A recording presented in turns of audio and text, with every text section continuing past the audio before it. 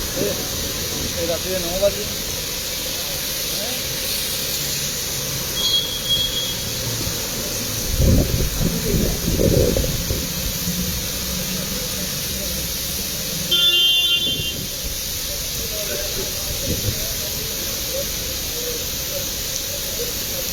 ये तस्वीर तुम दिखा रहे हो गुलिस्तान डोगरी चैनल के माध्यम कन्नै इस वक्त लगभग सवेरे के 8 बजे गए तो इस वक्त इं लगा राती के 8 बजे देखो नेरा कितना गुप गोश है। गड्डियां ने अपनी अपनी लाइटा जगाई दी ते ये देखो किसी में बरखा का जोड़ा बरखा ने अपनी पूरी जोबन में आई है तो ये इस करिए मैं तुम तस्वीर दसा करना।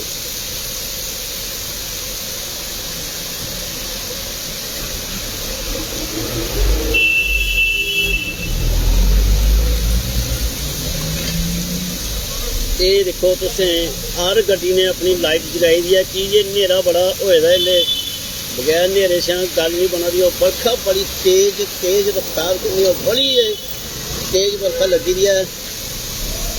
ये तुसें कि मैं इस वक्त अखनूर रोड का जोड़ा नज़ारा वो दसा करना।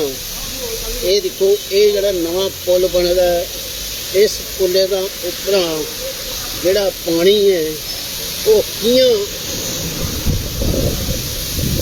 बरसा करता है ये तुस दिखा दो तस्वीर गुलिस्तान डोगरी चैनल पर देखो।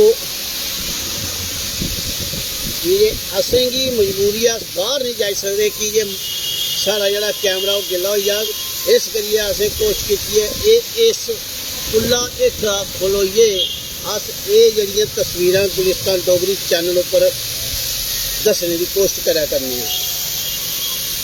ये अज दी बरखा बडले 8 बजिए 5 मिनट के 52 सेकंड तो वारते हैं तो देखो इं लगा ये खबरें जोड़ा राती का समय है वो है।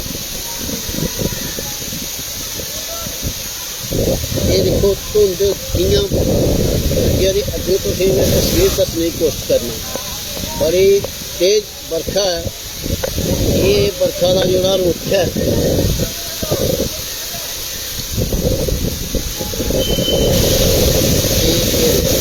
हवा भी आनी शुरू हो गई है और बरखा बड़ी जबरदस्त हो गई है शुरू। इस वक्त बरखा ने अपना रंग रूप दसना शुरू कर दिता और देखो कितनी तेज रफ्तार से बरखा बड़ा करती है। इस वक्त तस्वीरें तो गुलिस्तान डोगरी चैनल पर देखी सकते हो एक कुछ नहीं लगी सकती। बड़ी तेज बरखा लगी गई है बडले 8 बजिए 6 मिनट 45 सेकंड वजन से इस वक्त इं लगा था कि खबरें राती दिन और बरखा ने अपना जोड़ा जलवा दसना शुरू करता। जेकर गर्मी का राज करने की कोशिश सोच के ठीक है। जेकर जियां महाराष्ट्र या गुजरात की गल करके जोड़ा पत्थर फटिया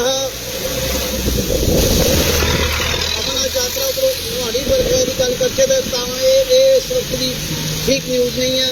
ये खतरनाक मौसम है। जेकर गर्मी की गल करके तो बड़ा शैल मौसम है। इस करिए किस लोगों को ये मौसम बड़ा शैल लगा तो किस लोगों को ये मौसम बड़ा माड़ा लगा। ये देखो ये बरखा उधर देखो उधर के बरखा और बरखा ने अपनी बड़ी तेज रफ्तार पकड़ी दी है। बरखा इस वक्त बरखा बड़ी तेज रफ्तार दी है।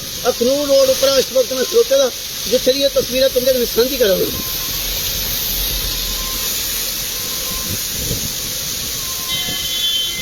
लगता कैमरे उपर किस बरखा पई हुई है तो मैं कैमरा साफ करने की कोशिश करता। जेकर और कोई तस्वीर कोई गलबात होगी कि तुमने साझी करके बने रहो गुलिस्तान डोगरी चैनल करें।